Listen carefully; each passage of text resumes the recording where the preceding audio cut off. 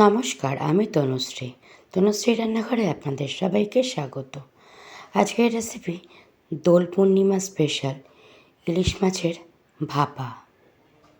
চলুন ঝটপট রেসিপিটা শুরু করা যাক। আমি এখানে 4 পিস ইলিশ মাছ নিয়ে নিয়েছি। ভালো করে ধুয়ে বেছে পরিষ্কার করেই রেখেছি।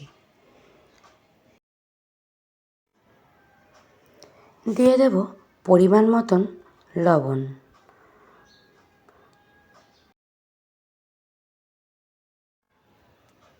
মাছটা লবণ দিয়ে ভালো করে মাখিয়ে রাখতে হবে। কোনো হলুদের ব্যবহার এখন আমি করব না। আজকের আমার রেসিপি ইলিশ মাছ ভাপা। যদি ভালো লাগে ভিডিওটা স্কিপ না করে সম্পূর্ণ দেখার অনুরোধ রইল। দেখুন মাছের লবণ ভালো করে মাখানো হয়ে গেছে। আমি ঢাকা চাপা দিয়ে আধ ঘন্টা মতন রেস্টে রেখে দেব। এদিকে একটা মিক্সির জার নিয়ে নেব, বানিয়ে নেব মশলা।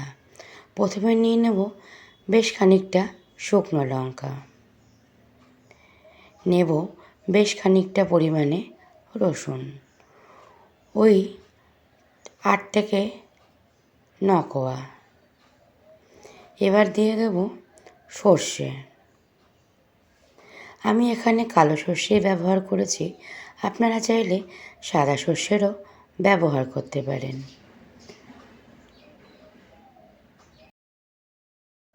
সর্ষের পরিমাণটা আপনারা মাছ বুঝেই ব্যবহার করবেন। আমি 2.5 চামচ সর্ষে নিয়ে নিয়েছি। এবার দিয়ে দেব হলুদের গুঁড়ো। মশলাটা পেস্ট করার জন্য কোনো জলের ব্যবহার করব না। দেব ভিনিগার।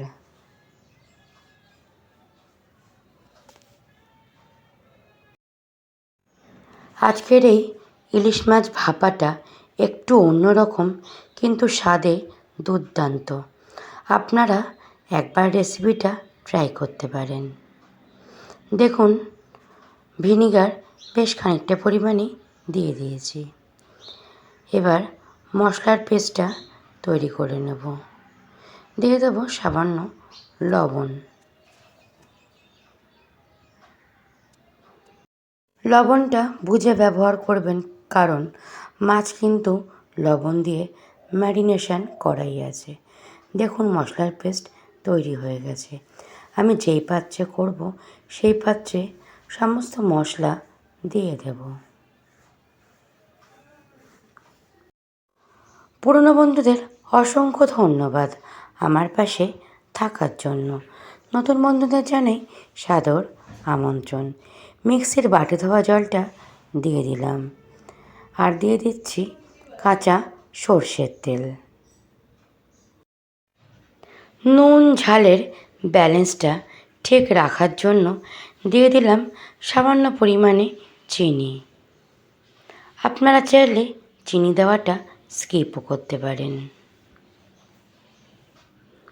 এবার সমস্ত উপকরণ হাত দিয়ে একটু মিশিয়ে নিতে হবে। আজকের আমার রেসিপি যদি ভালো লাগে ভিডিওটা সম্পূর্ণ দেখে মিষ্টি একটা কমেন্ট করতে ভুলবেন না। দেখুন এবার সমস্ত মাছ সাজিয়ে দেব।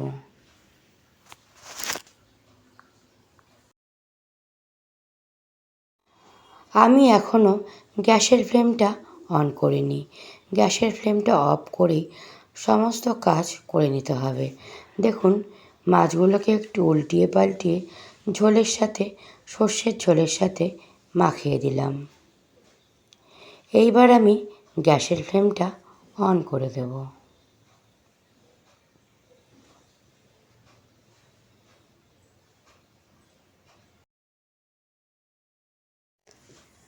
এবার ঢাকা চাপা দিয়ে 5 মিনিট রান্না করে নেব।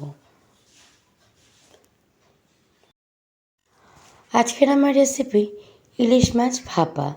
যে সকল বন্ধুরা ইউটিউব থেকে দেখছেন সেই সকল বন্ধুর কাছে অনুরোধ রইল আমার চ্যানেলটাকে সাবস্ক্রাইব করে আমার পাশে থাকার। আর যে সকল বন্ধুরা ফেসবুক থেকে দেখছেন তাদের কাছে অনুরোধ রইল আমার ফেসবুক পেজটাকে ফলো করে আমার পাশে থাকার। দেখুন 5 মিনিট পর আমি ফিরে এলাম। বেশ সুন্দর ইলিশ মাছের সর্ষের গ্রেভিটা তৈরি হয়ে গেছে। বন্ধুরা, ইলিশ মাছের এই ভাপার রেসিপিটা এত দুর্দান্ত হয়, তোমরা না বানালে বিশ্বাসই করতে পারবে না। একবার বানিয়ে দেখতে পারো। গরম গরম ভাতের সাথে এই দুর্দান্ত রেসিপিটা খেতে কিন্তু অসাধারণ লাগে।